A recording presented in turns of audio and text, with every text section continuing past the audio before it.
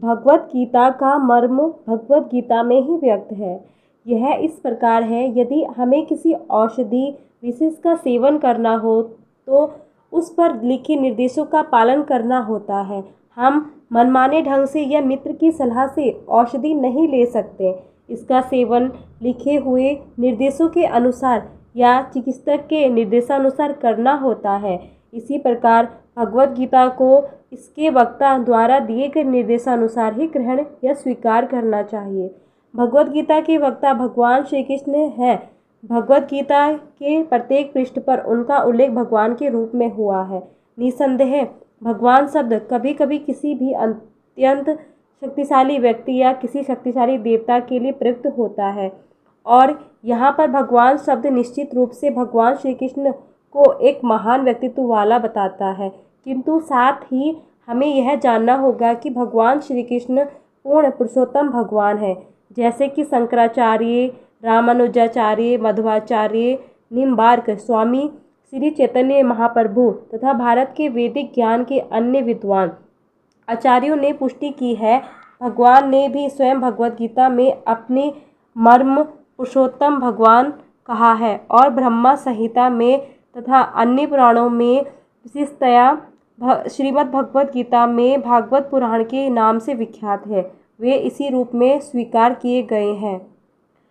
यहाँ पर भगवान अर्जुन को सूचित करते हुए कहते हैं कि भगवत गीता की यह योग पद्धति सर्वप्रथम सूर्यदेव को बताई गई। सूर्यदेव ने इसे मनु को बताया और मनु ने इसे इक्ष्वाकु को बताया।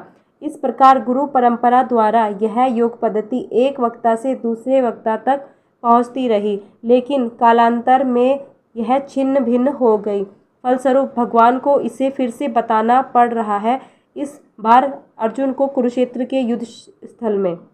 वे अर्जुन से कहते हैं कि मैं तुम्हें यह परम रहस्य इसलिए प्रदान कर रहा हूँ क्योंकि तुम मेरे भक्त तथा मित्र हो। इसका तात्पर्य यह है कि भागवत गीता ऐसा ग्रंथ है जो विशेष रूप से भगवत भक्त के लिए है, भगवत भक्त के निमित्त है। अध्यात्मवादियों की 3 श्रेणियां हैं, ज्ञानी, योगी तथा भक्त, या कि विशेषत्ववादी, ध्यानी और भक्त। यहाँ पर भगवान अर्जुन से स्पष्ट कहते हैं कि उसे इस नवीन परंपरा गुरु परंपरा का प्रथम पात्र बना रहे हैं, क्योंकि प्राचीन परंपरा खंडित हो गई थी। अतः यह भगवान की इच्छा थी कि सूर्यदेव से चली आ रही विचारधारा की दिशा में ही अन्य परंपरा स्थापित की जाए, और उनकी यह इच्छा थी कि उनकी शिक्षा का वितरण अर्जुन द्वारा नए सिरे से हो। वे चाहते थे कि अर्जुन भगवत गीता ज्ञान का प्रामाणिक विद्वान बने।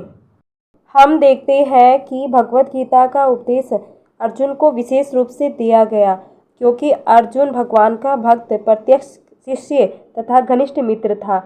जिस व्यक्ति में अर्जुन जैसे गुण पाए जाते हैं वह भगवत गीता को अच्छी तरह समझ सकता है। कहने का तात्पर्य यह है कि भक्त को भगवान से प्रत्यक्ष रूप से संबंधित होना चाहिए, क्योंकि कोई भगवान का भक्त बन जाता है उसका सीधा संबंध भगवान से हो जाता है। यह एक अत्यंत विशद विषय है, लेकिन संक्षेप में यह बताया जा सकता है कि भक्त तथा भगवान के मध्य 5 प्रकार का संबंध होता है। पहला, कोई निष्क्रिय अवस्था में भक्त हो सकता है। दूसरा, कोई सक्रिय अवस्था में भक्त हो सकता है। तीसरा, कोई सखा के रूप में भक्त हो सकता है। चौथा, कोई माता पिता के रूप में भक्त हो सकता है। पांचवा, कोई दंपति प्रेमी के रूप में भक्त हो सकता है। अर्जुन का कृष्ण से संबंध सखा रूप में था। निसंदेह इस मित्रता, सख्य भाव तथा भौतिक जगत में पाई जाने वाली मित्रता में आकाश पाताल का अंतर है।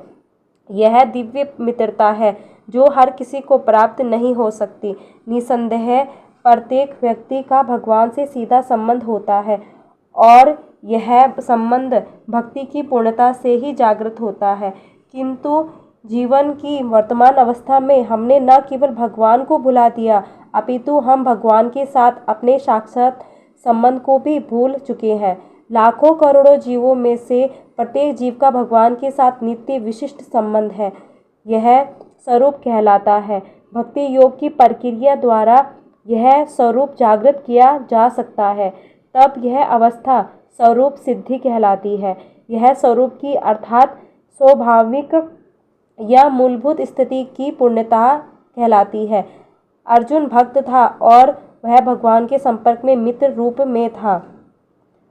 हमें इस बात का विशेष ध्यान देना चाहिए कि अर्जुन ने भगवत गीता को किस तरह ग्रहण किया। इसका वर्णन 10वें अध्याय में दिया गया है। अर्जुन ने कहा, आप भगवान परम धाम पवित्र परम सत्य हैं। आप शाश्वत दिव्य आदि पुरुष अजन्मा तथा महानतम है। नारद, असित, देवल तथा व्यास जैसे समस्त महामुनि आपके विषय में इस सत्य की पुष्टि करते हैं और अब आप स्वयं मुझसे इसी की घोषणा कर रहे हैं। हे कृष्ण, आपने जो कुछ कहा है उसे पूर्ण रूप से मैं सत्य मानता हूँ। मैं प्रभु, ना तो देवता और ना असुर ही आपके व्यक्तित्व को समझ सकते हैं। भगवान से भगवत गीता सुनने के बाद अर्जुन ने कृष्ण को परम ब्रह्मा स्वीकार कर लिया। प्रत्येक जीव ब्रह्मा है, लेकिन परम पुरुषोत्तम भगवान परम ब्रह्मा है। परम ब्रह्म का धाम का अर्थ है कि वे सबों के परम आश्रय या धाम है। पवित्रतम का अर्थ है कि वे शुद्ध हैं, भौतिक कलमश से मुक्त है। पुरुषोत्तम का अर्थ है कि वे परम भोक्ता है। शाश्वतम अर्थ आदि सनातन दिव्य अर्थात आदि देवम भगवान अजन्म अजन्मा विभुम अर्थात महानतम है।